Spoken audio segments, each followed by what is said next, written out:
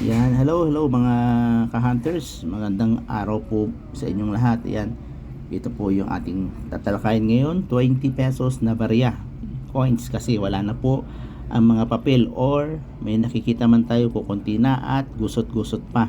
So hindi natin yan, hindi na natin gaano may tatabihan para maging collector item. And dapat mas maganda kung makakatagpo tayo ng mga malulutong pa, yung walang tupi na 20 pesos. Kahit na may tupi, basta wag lang yung parang at inipit ng kuko, kasi hindi na yung basta-basta matatanggal kahit ipitin nyo pa ng matagal yan sa libro. Hindi kagaya nung konti lang, mahalos may babalik pa natin yung kanyang pagiging, yung kalutungan ng papel. So yan, at saka ayan, bakit ko tawag dito, ikino-content po itong 20 pesos na to, kung saan may mga vlogger po na collector na yung sinasabi nilang exist collar po ay binibili nila sa malaking halaga. So sabi nga nila, walang basagan ng trip. Isa gusto kong bilhin kahit common error, di ba? Ganun lang naman po yun. Kung meron man po siyang pangbayad, edi bahala siya, pera niya naman to.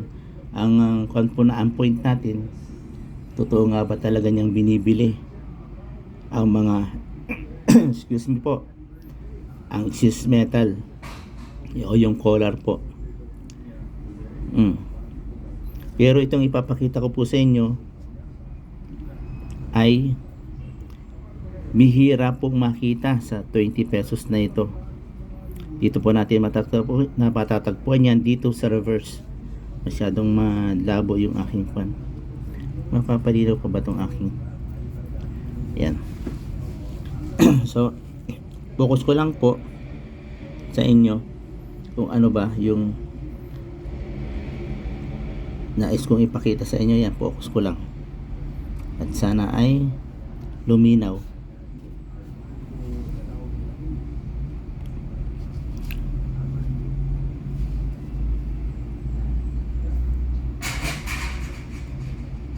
Yan, dito pala sa kabilang lens pala mas malinaw. Ayan, magalaw lang yung aking kamay. Kukuhanan ko ng magandang angulo.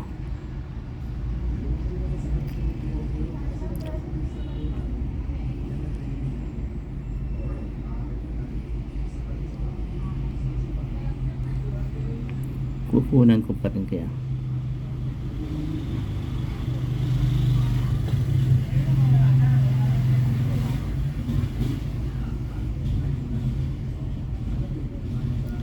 Ayan po yung bulaklak na yan. Ayan. Ayan. Ayan po yung kung saan yung nakapokus. Ayan. Yan po, nagkaroon ng double punch po. Ayan po. Ayan, mapapansin nyo po yan. Ayan. Ito po yung mga ganitong error po, napakaliit nga lang po nito. Pero ito po ay bihirang makita po sa coins na to. Ayan, hanggang dito po yan. Ayan po.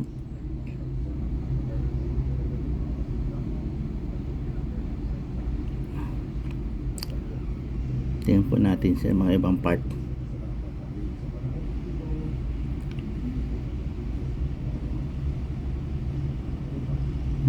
Yan, sa iba hindi po ganun pansin, pero po dito yan, pansin po natin. Yan, nagdoble po yung bulaklak po. Hindi ko lang makuha na ng maayos. Ayan, yung mga ganyang error po, back to po, ay bihira po na makita sa sirkulasyon. Napakabihira po niyan. Yan, try nga natin dito kung makikita pa rin. Magnifying glass ko kasi. Ayan. Kaya yan po, kung makakapansin po kayo ng mga ganyang error, yan, itabi nyo po. Bilang isang collector at isang hunters po, malay nyo in the future po magkaroon po ng may maghanap po, may ipipresenta po kayo sa kanila kung sila nga ba ay totoong buyer. Okay, ayan po. Kaya wag po manghinayang kung tayo man ay nagtatabi ng mga gandang barya o nag-iipon, kasi in the future po magkakaroon po yan ng mas mataas na halaga. Okay, maraming pong salamat muli mga ka-hunters. Ayan, 20 pesos coins, Manuel Quezon po yung overs, at itong reverse nga po, ayan,